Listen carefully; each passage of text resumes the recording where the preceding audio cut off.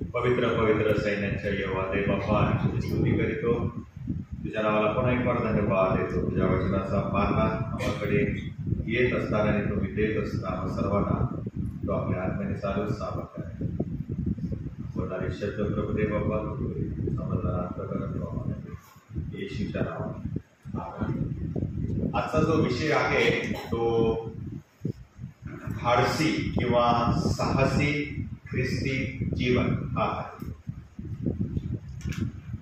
ख्रिस्ती या शब्दाचा अर्थ काय हा मी काही दिवस विचार करत होतो आणि तो विचार करत असताना मला असं वाटलं की ख्रिस्ती म्हणजे ख्रिश्चन म्हणजे जो ख्रिस्ताचा अनुयायी आहे किंवा ख्रिस्ताचा शिष्य आहे.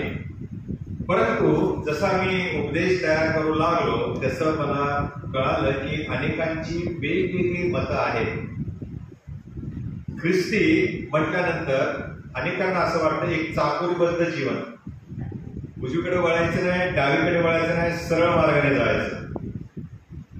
शिस्तबद्ध जीवन ज्याच्यामध्ये काही लवचिकताच नाही, ज्याच्यामध्ये आम्हाला स्वातंत्र्यच नाही.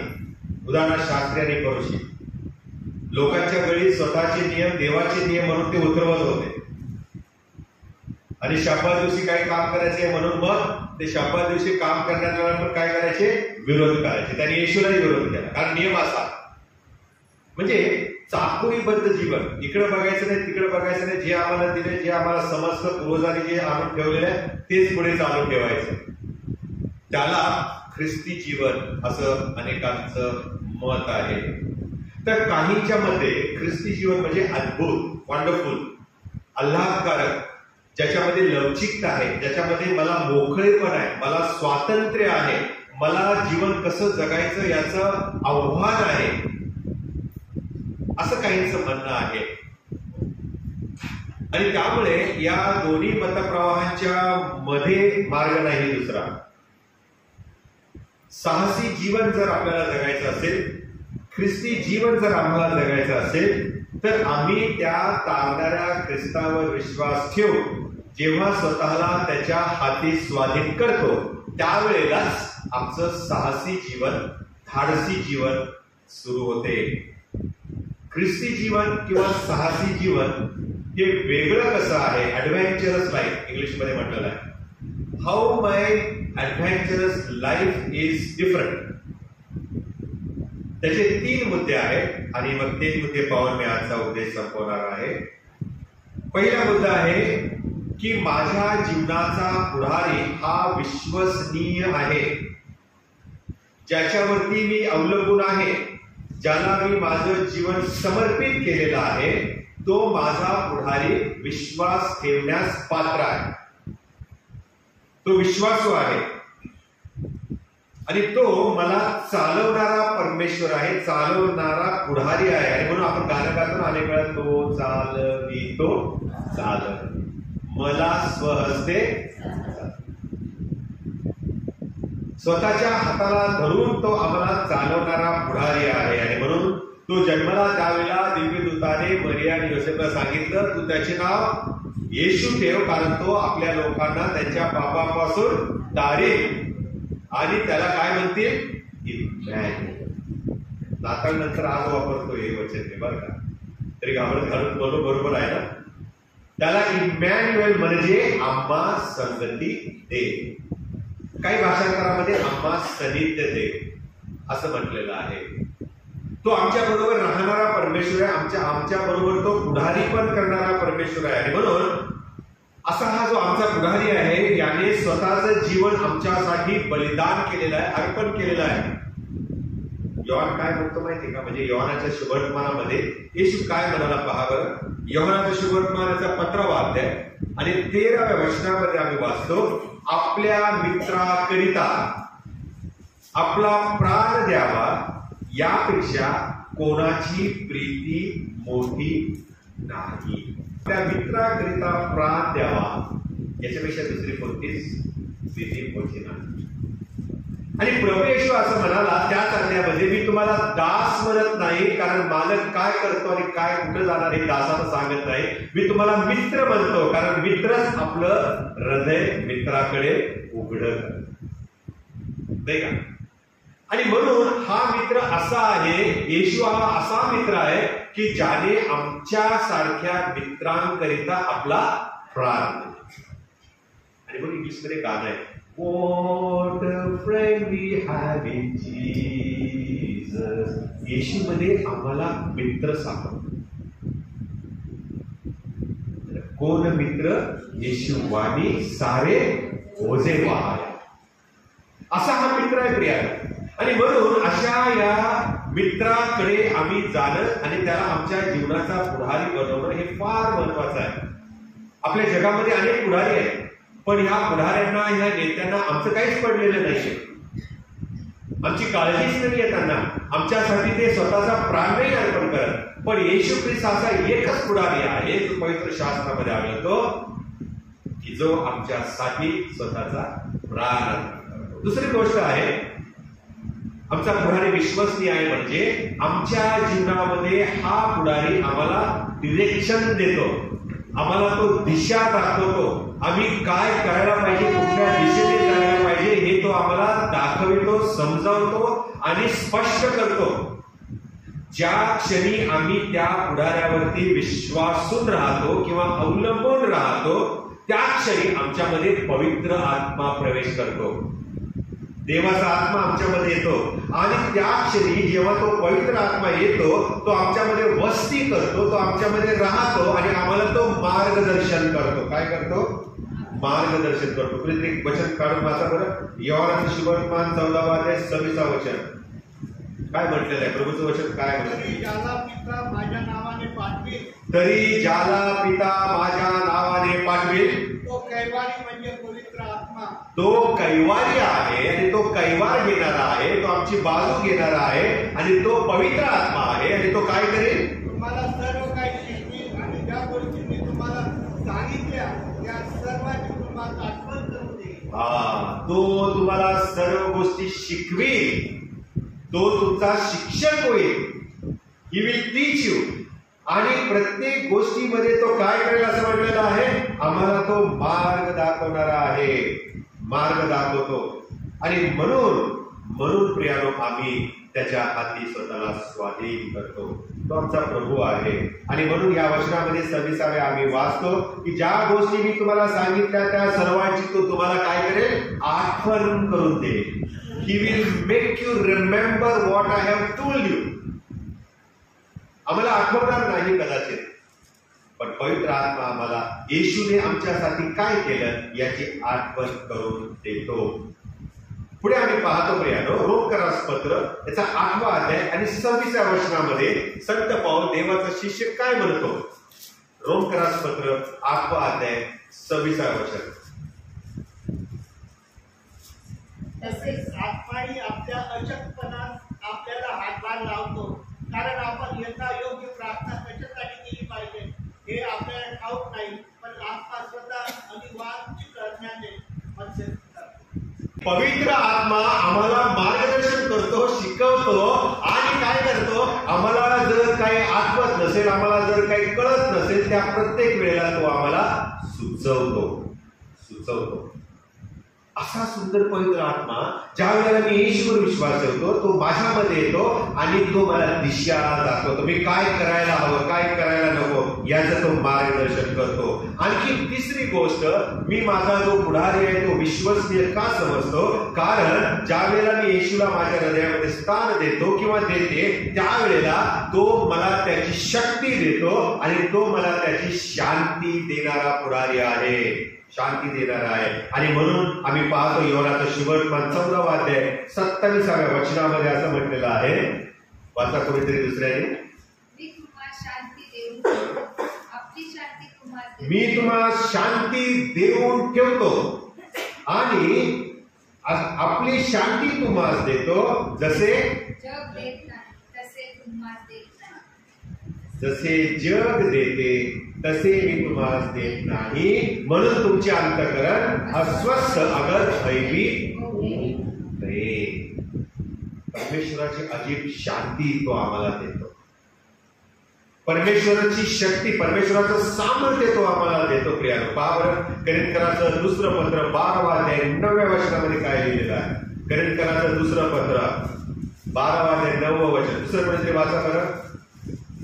परंतु त्याने म्हटले आहे, माझी कृपा तुला पुरेशी आहे. त्याने म्हटले आहे, माझी कृपा तुला पुरेशी आहे. My grace is sufficient for you.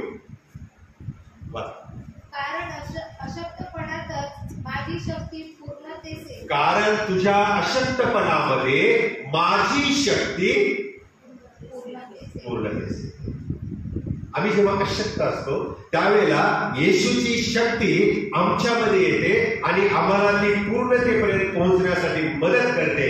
कुणीतरी आणखीन एक वचन वाचा बरं. फिलिप्पीकरास पत्र, संत पौलाने फिलिप्पी येथील मंडळीला लिहिलेलं पत्र आहे. फिलिप्पीकरास पत्र 4था अध्याय 19व्या वचनामध्ये आम्ही काय वाचतो, परमेश्वराची कृपा आमच्यावरती कशी होते हे परमेश्वराचा दास आम्हाला या ठिकाणी लिहून देतो. पहा बरं. माझा देव आपल्या संपत्ती म्हणून, माझा देव आपल्या संपत्ती अनुसार, आपल्या म्हणजे त्याच्या, बरं का, त्याच्या संपत्ती अनुसार तुमची सर्व गरज ख्रिस्त येशूमध्ये गौरवाने पुरवी. तुमची सर्व गरज, सर्व तुमची जी काही गरज आहे ती सर्व गरज काय करेल, ख्रिस्त येशूमध्ये गौरवाने.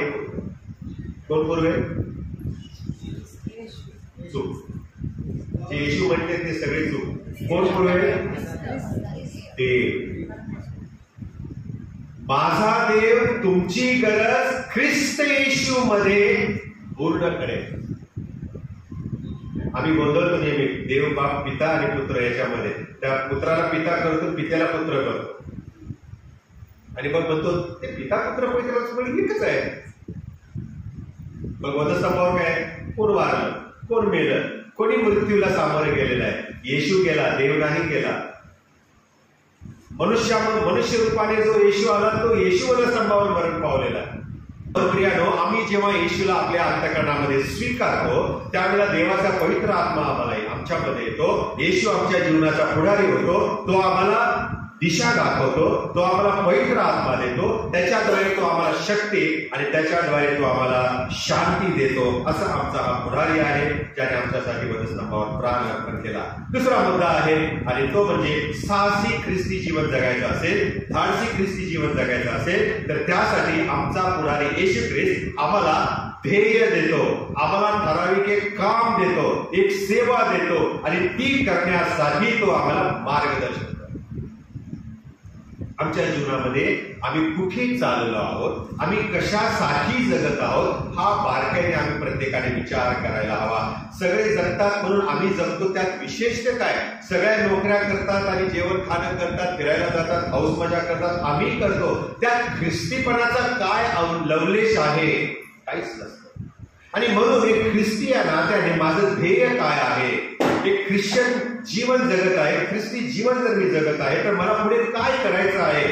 ज्या वेळेला माझा मृत्यू जवळ येईल त्यावेळेला मी काय मिळवलं आहे हे जर मी जेव्हा मागे वळून पाहिजे त्यावेळेला मला आनंद मिळेल काय, आनंद मिळेल का, की मी फक्त चर्च गोवर होतो, मी फक्त चर्चला जाणारी व्यक्ती होतो, मी काहीच केलं नाही प्रभूची सेवा, प्रभूसाठी मी काहीच केलं नाही. आणि मग त्यावेळेला आम्हाला वाईट वाटेल, पश्चातापी अर्थ करवली, पण उपयोग काय आहे? सारा आयुष्य गेलेलं असतं. आम्ही सेवा करू इच्छितो पण सेवा करता येत नाही. आम्हाला खूप त्यावेळेस वाटेल मी माझं आयुष्य वाया घालवलेलं आहे, पण वेळ निघून चाललेली असते प्रियानो. आणि म्हणून आज प्रभूने दिलेला हा दिवस आहे आणि आम्ही आमच्या जीवनामध्ये उच्च ध्येय ठेवावं ही परमेश्वराची इच्छा आहे. एक उदाहरण सांगतो तुम्हाला. एकदा काय झालं, एका वृत्तपत्र म्हणजे काय म्हणतो त्याला इंग्लिशमध्ये, न्यूजपेपर, वृत्तपत्राचा एक रिपोर्टर बिल्डिंगचं कन्स्ट्रक्शन चाललेलं होतं ना त्या ठिकाणी तो पोहोचला. बांधकाम ज्या बिल्डिंगचं चाललं होतं अशा एका बिल्डिंगकडे तो पोहोचला तेव्हा त्याला त्या ठिकाणी 3 कामगार काम करत असलेले आढळले. त्याने पहिल्याला विचारलं, भाऊ तू काय करतोय? आणि तो म्हटला, साहेब मी विटा वाहण्याचं काम करतो. काय करतो? विटा वाहण्याचं. मग तो दुसऱ्याकडे गेला, दुसऱ्या कामगाराकडे गेला आणि त्याला म्हणाला, बाबा तू काय करत आहेस? आणि मग तो म्हणाला, मी जगण्यासाठी काम करतोय. काय म्हणाला? मी जगण्यासाठी काम करत आहे. आणि मग हा रिपोर्टर जो आहे ना, हा रिपोर्टर तिसऱ्या व्यक्तीकडे गेला आणि त्याला विचारलं की दादा तू काय करत आहेस? आणि तो म्हणाला की मी उत्तुंग उंच इमारत बांधत आहे. काय म्हणाला? मी उंच देखणी स्काय स्क्रॅपर बांधत आहे. ख्रिस्ती मनुष्याचं जीवन असं असलं पाहिजे, स्काय स्क्रॅपर बांधणारे आम्ही पाहिजे, विटा वाहणारे नाही. इकडचं तिकडं, तिकडचं इकडं करणं. मला कळलं असं मला काय म्हणायचंय. आम्ही विटा वाहणारे व्हावे ही प्रभूची इच्छा नाही. दुसरी गोष्ट, दुसरा जो कामगार म्हणून मी जगायसाठी काम करतो, हा आमच्या ख्रिस्ती जीवनाचा उद्देश नकोय. जगायचंय म्हणून जगायचं नाही आम्हाला. ख्रिस्ती नावाचं लेबल लावलंय म्हणून आम्ही जगतोय ख्रिस्ती जीवन असं नकोय. तर आम्ही ख्रिस्ताच्या राज्याचं, देवाच्या राज्याचं बांधकाम करणारे आम्ही देवाचे लोक असले पाहिजे. आमचं ध्येय हे असलं पाहिजे, मी ख्रिस्तासाठी देवाचं राज्य या भूतलावरती बांधणार आहे. मी स्काय स्क्रॅपर बांधणारी ख्रिस्ती व्यक्ती पाहिजे. आणि हे तेच करू शकता ज्यांच्यामध्ये डायनामाइट आहे, ज्यांच्यामध्ये स्फोटक शक्ती आहे, ज्यांच्यामध्ये बदल घडवण्याची शक्ती आहे, तेच करू शकतात. पण सगळीकडे कॉम्प्रोमाइज करणारे असतात ना, समझोता करणारे. मला जगायचं आहे, मला म्हणजे सभासदत्व टिकवायचं आहे, ख्रिस्ती समाजात राहायचं आहे, मला अन्याय झाला तरी हो म्हणायचं, आणि काय चूक असेल तरी चालेल म्हणायचं, उद्धटपणे वागायचं. ह्या सगळ्या गोष्टी ज्या असतात ना, ते बदल घडवणाऱ्या ख्रिस्ती मनुष्यामध्ये नसतात. स्काय स्क्रॅपर बनवणाऱ्या त्या बांधकामाकडे नसतात. प्रियानो, बदल घडवणारे म्हणजे काय? बदल घडवणारी ती व्यक्ती असते जी आपल्या वागण्यातून, जी आपल्या बोलण्यातून, जी आपल्या विचारांच्या मधून आणि जी आपल्या कृतींच्या द्वारे इतर व्यक्तींना स्फूर्ती देते. इतर व्यक्तीचं जे जीवन आहे ते उभं करण्यासाठी त्यांना मदत करते. इतरांच्या जीवनामध्ये काहीतरी बेनिफिट मिळेल, त्यांना त्याचा काहीतरी लाभ मिळेल, अशा प्रकारे स्वतःचं कॉन्ट्रीब्युशन ती करते. आणि तीच व्यक्ती दुसऱ्यांचं जीवन बदलू शकते. प्रार्थना करा, आम्ही तुमच्यासाठी प्रार्थना करतो, ते काय करू शकत नाही, ते काहीच करू शकणार नाही. बदल आमच्या जीवनात घडू शकणार नाही. Practicality is very important. वस्तुस्थितीला सामोरे जाऊन एखाद्याला मदत करणं. येशूने वरूनच नसतं का म्हटलं, जसं त्याने प्रकाशवाणी प्रकाश झाला, तो खाली का आला? त्याने रोग्यांना स्पर्श का केलं? भुकेल्यांना अन्न का दिलं? तहानेल्यांना पाणी का दिलं? त्याने जुन्या करारातला देव पण तेच करत होता ना. खडकातून पाणी काढलं, आकाशातून मानना दिला. माणसांची जी गरज आहे ती द्या, हे देव शिकवतो. नुसती प्रार्थना करा म्हणून सांगणं आणि प्रार्थना करतोय म्हणण्याने एखाद्याचं जीवन बदलणार नाही, त्याच्या पोटामध्ये जेवण नाही जाणार, त्याची गरज भागवली नाही जाणार.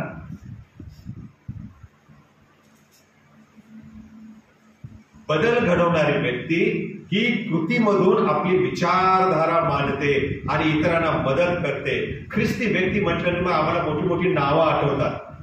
मी काही ती नावं घेत नाही. आपल्या भारतातली आणि परदेशातली, ज्याची आपण टीव्हीवरती मेसेज ऐकतो, चमत्कार पाहतो, संजीवनाच्या सभा पाहतो आणि वेड्यासारखे त्यांच्याशी आपण कॉरस्पॉन्डन्स करतो, त्यांच्या मागे लागतो, उठसूट तेच तेच ऐकत बसतो. ख्रिस्ती व्यक्ती म्हणजे अशा प्रसिद्ध व्यक्ती नाहीत प्रियानो. ते देवाचं काम करत आहेत, त्याला ते जबाबदार आहे. परंतु मी कुठेच प्रसिद्ध नाही ना. मी सभा घेत नाही, माझं कोणी ऐकत नाही, मी उपदेश करत नाही, मग मी कोणाला माहीत नाही, मला कोणी ओळखत नाही. पण एक मात्र निश्चित आहे की ग्राउंड लेवलवरती, जमिनीवरती मी जे गरजू आहेत त्यांच्यापर्यंत पोहोचतो आणि त्यांना जे हवं नको ते देतो. येशू त्या अंजिराच्या झाडाखाली आला, उंबराच्या झाडाखाली आला आणि काय म्हणाला? कया खाली उतर, मला तुझ्या घरी यायचं आहे. तो असं काय म्हटला, ते जगण्याला सांग रे, त्याच्या घरी मी येतोय, येशू येणार आहे, सांग त्याला, असं बोलला का? 12 शिष्य होते ना, निरोप पाठवू शकला असता मेसेज टेक्स्ट मेसेज पाठवू शकला असता, पण नाही केलं. येशू स्वतः चालत गेला. या बेथसेदा तळ्याजवळ बघा ना तुम्ही, येशू स्वतः तुमच्याकडे हात कर, त्या रुग्णाकडे गेलेला आहे. त्या रुग्णाला काय म्हणाला तो, तुला बरं व्हायची इच्छा आहे का, मी आलोय, उठ, बाज उचलून चालू लाग, पाण्यात पडायची गरज नाही तुला. हो प्रिया, देवाला अशी माणसं हवी, दुसऱ्या साखळीच्या प्रार्थना करायला हजेरी लावून येणारी माणसं नको आहेत. देवाला ती माणसं पाहिजे जे लोकांच्या पर्यंत पोहोचतील. बदल घडवणारी माणसं आज प्रभूला हवी आहे, आणि तीच खरी ख्रिस्ती व्यक्ती आहे, आणि तोच ख्रिस्ती या शब्दाचा मतितार्थ आहे. मतितार्थ, ख्रिस्ताची अनुयायी म्हणजे ख्रिस्ती. काय केलं ख्रिस्ताने? हेच तर केलं. लोकांच्या पर्यंत पोहोचला, स्वर्ग सुख सोडून खाली आला. आणि म्हणून ख्रिस्ती लोकांना त्या काळामध्ये जगाची उलटा पालन करणारे लोक असं म्हटलं गेलं. प्रेषितांची कृत्यामध्ये लिहिलं, जगाची उलटा पालन म्हणजे बदल घडवणारे, बदलून टाकणारे. आम्ही ते काम करत आहोत. तिसरा मुद्दा आहे, आणि मग मी बंद करणार. तिसरा मुद्दा आहे की आमचा पुढारी जो आहे धाडसी जीवन जगण्यासाठी आम्हाला अतुलनीय आणि इनकम्पॅरेबल अशा अनेक गोष्टींनी सबळ करतो. आम्हाला ठाऊक देखील नाही अशा गोष्टी तो आम्हाला पुरवतो आणि आम्हाला शक्ती देतो. आम्हाला सबलीकरण करणारा प्रभू आहे, तो पुढारी आहे. पवित्र शास्त्रामध्ये आम्हाला आढळतं की देवाने प्रत्येक विश्वासणाऱ्या व्यक्तीला आध्यात्मिक दान दिलेलं आहे. प्रत्येक व्यक्तीला दिलेलं आहे बरं का, असं कुठल्या एका पर्टिक्युलर व्यक्तीला दिलं आहे असं नाही. मी मगाशी म्हणालो की ज्यांनी येशूवर विश्वास ठेवला त्या प्रत्येकाला देवाने आपला पवित्र आत्मा दिलेला आहे. त्या प्रत्येक व्यक्तीच्या जीवनामध्ये पवित्र आत्मा असल्या कारणाने पवित्र आत्म्याचं दान त्या व्यक्तीला लाभलेलं आहे. फक्त ते शोधून त्याचा वापर करायचा आहे. जे आम्ही दोन्ही गोष्टी करत नाही अनेक वर्षानुवर्ष. आणि म्हणून प्रियानो, ज्याच्यामुळे विश्वासणारा देवाच्या साहसी योजनेमध्ये भाग घेऊ शकतो. देवाच्या आमच्यासाठी आणि इतरांच्यासाठी ज्या धाडसी योजना आहेत त्यामध्ये तुम्हाला सहभागी व्हायचंय का? मग त्यासाठी तुम्हाला जो पवित्र आत्मा त्याद्वारे मिळालेलं दान आहे ना, त्याचा तुम्हाला उपयोग करायचा आहे. त्याचा उपयोग करायचा आहे. मग जे आध्यात्मिक दान आहे ते काय आहे? अन्य भाषेत बोलणे. आध्यात्मिक दान म्हणजे प्रभूने जर तुम्हाला शिक्षक बनवलेला आहे, प्रभूने जर तुम्हाला नर्स बनवलेला आहे, प्रभूने जर तुम्हाला डॉक्टर बनवलेला आहे, तर तुम्ही त्या आध्यात्मिक दानाचा उपयोग इतरांच्या जीवनामध्ये लाभ देण्यासाठी करावा. शिक्षक ज्ञान दान करतो, बरोबर की नाही? डॉक्टर काय करतो? औषधोपचार करतो. नर्स काय करते? सेवा, वैद्यकीय सेवा देते. हे सगळे देणारे लोक आहेत. मग हा आध्यात्मिक दानाचा जो अनुभव आहे हा जर आपल्याला येत असेल आणि प्रभूने जर तुम्हाला ते बनवलेलं असेल, तर तुम्ही त्याचा उपयोग इतरांच्या फायद्यासाठी, लाभासाठी करायला हवा. दुसरी गोष्ट आम्ही पाहतो आध्यात्मिक दानामध्ये ती म्हणजे दान धर्म करणे. आम्ही दान देणं फार गरजेचं आहे. जे देवाच्या कृतीतून इतरांना साकारण्यासाठी ज्याचा वापर केला जातो. मग आम्हाला जे दाने आहेत प्रियानो, आम्हाला गाण्याचं दान आहे, प्रार्थनेचं दान आहे, वाचण्याचं दान आहे, मध्यस्थी करण्याचं दान आहे, इतरांच्या मध्ये जाऊन त्यांना मदत करण्याचं दान आहे, इतरांना प्रोत्साहन देण्याचं दान आहे. Very important. इन्करेजिंग अदर्स हे कोणी करत नाही. दुसऱ्याचं वाईट कसं होईल हे पहिलं पाहावं. मग त्याच्यातून टोमणे मारणे, अपशब्द वापरणे, हिरमुसणं करणे हे प्रकार सगळे चालतात. निंदा करणे, लावालावी करणे यामध्ये आम्हाला जास्त उत्सुकता असते आणि त्या गोष्टी चघळायला खूप आवडतात. परंतु देवाच्या आत्म्याने जे भरलेले असतात ते मात्र परमेश्वराच्या समोर त्या व्यक्तीकरता प्रार्थना करतात आणि त्या व्यक्तीच्या जीवनामध्ये जाऊन त्याच्या समस्या दूर करण्याचा प्रयत्न करतात. प्रभू येशू ख्रिस्त त्या बेथसेदा तळ्याजवळील त्या पंगू मनुष्याच्या जीवनामध्ये त्याने प्रवेश केला. झटक्याच्या झाडाजवळ तो गेला आणि झटक्याच्या जीवनामध्ये प्रवेश केला आणि मग घरी पोहोचला. मग तो घरी पोहोचलेला आहे. येशू ख्रिस्त आम्हाला अशा प्रकारे सहाय्य करण्यासाठी, सेवा करण्यासाठी प्रत्येक ख्रिस्ती व्यक्तीला तो बोलावित आहे. आजकाल काय झालेलं माहिती का, अनेक ख्रिस्ती लोक यांचं जीवन टूर बस सारखं झालेलं आहे. काय झालेलं आहे? टुरिस्ट बस सारखं झालेलं आहे. म्हणजे काय प्रियानो, टुरिस्ट बस सारखं आमचं जीवन आहे. म्हणजे अशा लोकांना दुसरे काय करतात, दुसरं काय काम करतात, ते कसं काम करतात हेच फक्त पाहत बसलेलं असतात. म्हणजे काय, बघ्याची भूमिका घेणारे अनेक ख्रिस्ती लोक आहेत. टुरिस्ट बस यालाच म्हणतात. बसमध्ये बसायचं, बाहेर बघायचं, इकडं बघ, इकडं बघ, अरे हा किती छान सीन आला, अरे अरे अरे तिथे तर गाणं चिकलाय सगळा, ते काय बरोबर नाही. खड्ड्यात घातली, काय ड्रायव्हर आहे, खड्ड्यातून गाडी चालवतो, त्याने काय करावं बिचारे, रस्त्यात खड्डे की खड्ड्यात रस्ते हे त्यालाच कळत नाही. आत बसलेल्यांना बघ्याची भूमिका घ्यायला खूप आवडतं. ख्रिस्ती लोक आज अशापैकी टुरिस्ट बस सारखं जीवन जगत आहेत, फक्त बघ्याची भूमिका करत आहेत. आणि म्हणून प्रभू असं म्हणाला की मी कोणाला पाठवू, पिके तयार आहे पण काम करी. आज देवाला टुरिस्ट बस जीवन जगणारे माणसं नकोय. आज देवाला काम करी पाहिजेत. देवाच्या साहसी योजनेमध्ये इतरांसाठी जी देवाने योजना आखलेली आहे त्यामध्ये सहभागी होऊन स्वतःचं जीवन त्यामध्ये झोकून देऊन, पर्यायी स्वतःचं नुकसान झाले तरी चालेल, पण दुसऱ्याला प्रभूमध्ये उभं करणं, त्याची गरज भागवणं, हे जी व्यक्ती करते ती खरी ख्रिस्ताची अनुयायी आहे, ख्रिस्ताचा शिष्य आहे. साहसी जीवन प्रियानो तेव्हाच सुरू होते जेव्हा तुम्ही आणि मी टूर बस मनोवृत्तीला बाय बाय करतो. टूर बस किंवा टुरिस्ट बस सारखं जे माझं जीवन आहे, नुसतं बघायचं आणि टीका करायची हे बंद करून जेव्हा मी गुडघ्यावर जातो आणि प्रार्थनापूर्वक देवाच्या या आध्यात्मिक दानांचा जे आपण ऐकलेला आहे, जो आम्ही उल्लेख केलेला आहे, त्या आध्यात्मिक दानांचा उपयोग इतरांच्या लाभासाठी करतो, त्यावेळेला मी खरोखर धाडसी जीवन, ख्रिस्ती जीवन जगतो. That time only I live an adventurous life. नाहीतर नामदारी ख्रिस्ती, नाहीतर मग आम्ही नामदारी ख्रिस्ती. आणि म्हणून यावेळेला आपण आपल्या माना लावूया आणि माझ्या मागे आपण सर्वजण प्रार्थना करूया. मी एक वाक्य बोलेन, तुम्ही त्याच्या मागे ते वाक्य बोला माझ्या मागे. आपण प्रार्थनेमध्ये जाऊया.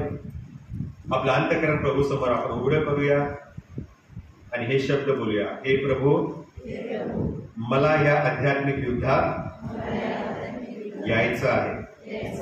मोठ्या आणि नेहमीच उपस्थित असलेल्या साहसी जीवनात, ॲडव्हेंचरस लाईफ मध्ये मला पुढे यायचं आहे. हे प्रभू, इतरांच्या जीवनाला उभारी देण्यासाठी माझा उपयोग कर. इतरांना त्यांच्या एकटेपणातून, त्यांच्या एकाकी जीवनातून त्यांना बाहेर काढून स्वस्थ जीवन जगण्यास त्यांना मदत करायला माझा उपयोग कर. हे प्रभू, दुसऱ्या एखाद्या व्यक्तीला विश्वासात उभे करण्यासाठी मला उपयोगात आण. हे देवबापा, जे दुखावलेले आहेत, जे निराश आहेत, अशांच्यापर्यंत पोहोचण्यास, त्यांना प्रोत्साहन देण्यासाठी, त्यांना मदत करण्यासाठी माझा उपयोग कर. जे उपाशी आहेत त्यांना अन्न देण्यासाठी मला वापरात आण. हे देवबापा, इतरांच्या जीवनामध्ये बदल घडवण्यासाठी, इतरांच्या जीवनामध्ये त्यांना लाभ देण्यासाठी, माझे नुकसान झाले तरी इतरांना संतुष्ट करण्यासाठी, त्यांना आनंद देण्यासाठी, तुझं प्रेम त्यांच्यापर्यंत पोहोचवण्यासाठी माझा उपयोग कर. येशूच्या नावाने आमेन.